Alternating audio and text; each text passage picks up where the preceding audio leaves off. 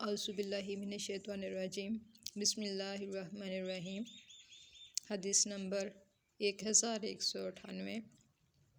آپ صلی اللہ علیہ وآلہ وسلم ایک رات ام المومنین میمونہ رضی اللہ تعالیٰ عنہا کے یہاں سوئے۔ ام المومنین میمونہ رضی اللہ تعالیٰ عنہا آپ صلی اللہ علیہ وآلہ وسلم کی خالہ تھیں۔ آپ صلی اللہ علیہ وآلہ وسلم نے بیان کیا کہ میں بستر کے عرض میں لیٹ گیا اور رسول اللہ صلی اللہ علیہ وآلہ وسلم اور آپ کی بیوی اس کے طویل میں لیٹے۔ پھر رسول اللہ صلی اللہ علیہ وآلہ وسلم سو گئے حتیٰ کہ آدھی رات ہوئی یا اس سے تھوڑی دیر پہلے یا بعد، تو آپ صلی اللہ علیہ وآلہ وسلم بیدار ہو کر بیٹھ گئے اور چہرے سے نیند کے خمار کو اپنے دونوں ہاتھوں سے دور کرنے لگے۔ پھر سورہ آل عمران کے آخر کی 10 آیتیں پڑھیں۔ اس کے بعد پانی کی ایک مشک کے پاس گئے جو لٹک رہی تھی۔ اس سے آپ صلی اللہ علیہ وآلہ وسلم نے اچھی طرح وضو کیا، پھر کھڑے ہو کر نماز شروع کی۔ عبداللہ بن عباس رضی اللہ تعالیٰ عنہما نے کہا کہ میں بھی اٹھا اور جس طرح نبی کریم صلی اللہ علیہ وآلہ وسلم نے کیا تھا میں نے بھی کیا، اور پھر جا کر آپ صلی اللہ علیہ وآلہ وسلم کے پہلو میں کھڑا ہو گیا تو نبی کریم صلی اللہ علیہ وآلہ وسلم نے اپنا داہنا ہاتھ میرے سر پر رکھا اور میرے داہنے کان کو پکڑ کر اسے اپنے ہاتھ سے مروڑنے لگے۔ پھر آپ صلی اللہ علیہ وآلہ وسلم نے 2 رکعت نماز پڑھی، پھر 2 رکعت پڑھی، پھر 2 رکعت پڑھی، پھر 2 رکعت پڑھی، پھر 2 رکعت پڑھی، پھر 2 رکعت پڑھی۔ اس کے بعد 1 رکعت وتر پڑھا اور لیٹ گئے۔ جب مؤذن آیا تو آپ صلی اللہ علیہ وآلہ وسلم دوبارہ اٹھے اور 2 ہلکی رکعتیں پڑھ کر باہر نماز فجر کے لیے تشریف لے گئے۔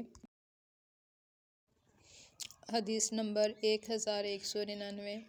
پہلے نبی کریم صلی اللہ علیہ وآلہ وسلم نماز پڑھتے ہوتے اور ہم سلام کرتے تو آپ صلی اللہ علیہ وآلہ وسلم اس کا جواب دیتے تھے۔ جب ہم نجاشی کے یہاں سے واپس ہوئے تو ہم نے پہلے کی طرح نماز ہی میں سلام کیا، لیکن اس وقت آپ صلی اللہ علیہ وآلہ وسلم نے جواب نہیں دیا بلکہ نماز سے فارغ ہو کر فرمایا کہ نماز میں آدمی کو فرصت کہاں ہے۔ حدیث نمبر 1200۔ ہم نبی کریم صلی اللہ علیہ وآلہ وسلم کے عہد میں نماز پڑھنے میں باتیں کر لیا کرتے تھے۔ کوئی بھی اپنے قریب کے نمازی سے اپنی ضرورت بیان کر دیتا، پھر آیت حافظوا علی الصلاۃ اتری اور ہمیں نماز میں خاموش رہنے کا حکم ہوا۔ حدیث نمبر 1201۔ نبی کریم صلی اللہ علیہ وآلہ وسلم بنو عمرو بن عوف قباء کے لوگوں میں صلح کروانے تشریف لائے، اور جب نماز کا وقت ہو گیا تو بلال رضی اللہ تعالیٰ عنہ نے ابو بکر صدیق رضی اللہ تعالیٰ عنہ سے کہا کہ نبی کریم صلی اللہ علیہ وآلہ وسلم تو اب تک نہیں تشریف لائے، اس لیے اب آپ نماز پڑھائیے۔ انہوں نے فرمایا، اچھا اگر تمہاری خواہش ہے تو میں پڑھا دیتا ہوں۔ خیر، بلال رضی اللہ تعالیٰ عنہ نے تکبیر کہی، ابو بکر صدیق رضی اللہ تعالیٰ عنہ آگے بڑھے اور نماز شروع کی۔ اتنے میں نبی کریم صلی اللہ علیہ وآلہ وسلم تشریف لے آئے۔ آپ صلی اللہ علیہ وآلہ وسلم صفوں سے گزرتے ہوئے پہلی صف تک پہنچ گئے۔ لوگوں نے ہاتھ پر ہاتھ مارنا شروع کیا۔ سہل نے کہا کہ جانتے ہو تصفیہ کیا ہے؟ یعنی تالیاں بجانا۔ اور ابو بکر رضی اللہ تعالیٰ عنہ نماز میں کسی طرف بھی دھیان نہیں کیا کرتے تھے، لیکن جب لوگوں نے زیادہ تالیاں بجائیں تو آپ متوجہ ہوئے کیا دیکھتے ہیں کہ نبی کریم صلی اللہ علیہ وآلہ وسلم صف میں موجود ہیں۔ نبی کریم صلی اللہ علیہ وآلہ وسلم نے اشارہ سے انہیں اپنی جگہ رہنے کے لیے کہا۔ اس پر ابوبکر صدیق رضی اللہ تعالیٰ عنہ نے ہاتھ اٹھا کر اللہ کا شکر کیا اور الٹے پاؤں پیچھے آگے، اور نبی کریم صلی اللہ علیہ وآلہ وسلم آگے بڑھ گئے۔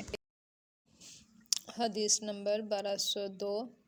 ہم پہلے نماز میں یوں کہا کرتے تھے، فلاں پر سلام، اور نام لیتے تھے، اور آپس میں ایک شخص دوسرے کو سلام کر لیتا۔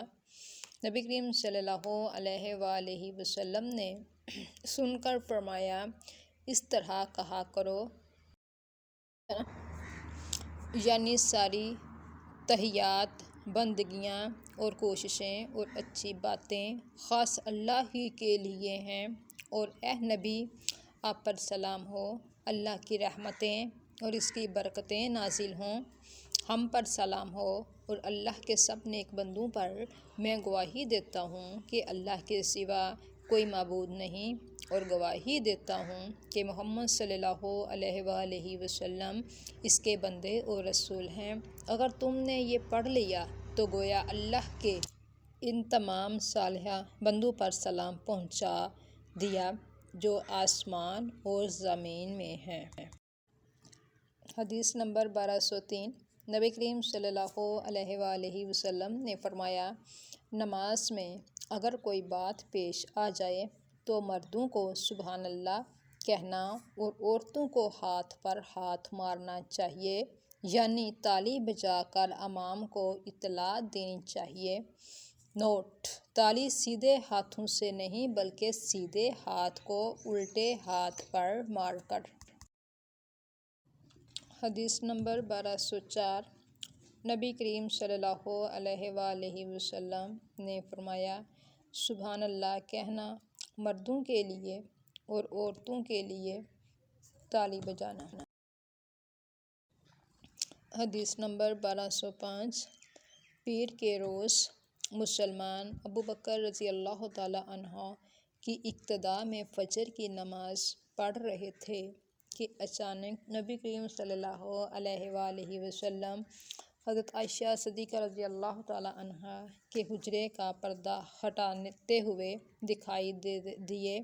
آپ صلی اللہ علیہ وآلہ وسلم نے دیکھا کہ صحابہ کرام صف باندھے کھڑے ہوئے ہیں۔ یہ دیکھ کر آپ صلی اللہ علیہ وآلہ وسلم کھل کر مسکرا دیے۔ ابوبکر صدیق رضی اللہ تعالیٰ عنہ الٹے پاؤں پیچھے ہٹے۔ انہوں نے سمجھا کہ نبی کریم صلی اللہ علیہ وآلہ وسلم نماز کے لیے تشریف لائیں گے، اور مسلمان نبی کریم صلی اللہ علیہ وآلہ وسلم دیکھ کر اس درجہ خوش ہوئے کہ نماز ہی توڑ ڈالنے کا ارادہ کر لیا، لیکن نبی کریم صلی اللہ علیہ وآلہ وسلم نے ہاتھ کے اشارہ سے ہدایت کی کہ نماز پوری کرو۔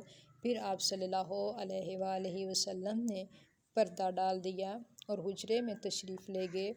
پھر اس دن آپ صلی اللہ علیہ وآلہ وسلم نے انتقال فرمایا۔ حدیث نمبر 1206۔ نبی کریم صلی اللہ علیہ وآلہ وسلم نے فرمایا، بنی اسرائیل کی ایک عورت نے اپنے بیٹے کو پکارا۔ اس وقت وہ عبادت خانے میں تھا۔ ماں نے پکارا، اے جریج! جریج پس و پیش میں پڑ گیا اور دل میں کہنے لگا کہ اے اللہ، میں اب ماں کو دیکھوں یا نماز کو؟ پھر ماں نے پکارا، اے جریج! وہ اب بھی اس پس و پیش میں تھا کہ اے اللہ، میری ماں اور میری نماز۔ ماں نے پھر پکارا، اے جریج! وہ اب بھی یہی سوچے جا رہا تھا، اے اللہ، میری ماں اور میری نماز۔ آخر ماں نے تنگ ہو کر وہ دعا کی، اے اللہ، جریج کو موت نہ آئے جب تک وہ فاحشہ عورت کا چہرہ نہ دیکھ لے۔ جریج کی عبادت گاہ کے قریب ایک چرانے والی آیا کرتی تھی۔ وہ بکریاں چراتی تھی۔ اتفاق سے اس کے بچہ پیدا ہوا۔ لوگوں نے پوچھا کہ یہ کس کا بچہ ہے؟ اس نے کہا کہ جریج کا ہے۔ وہ ایک مرتبہ اپنی عبادت گاہ سے نکل کر میرے پاس رہا تھا۔ جریج نے پوچھا کہ وہ عورت کون ہے جس نے مجھ پر تہمت لگائی ہے کہ اس کا بچہ مجھ سے ہے۔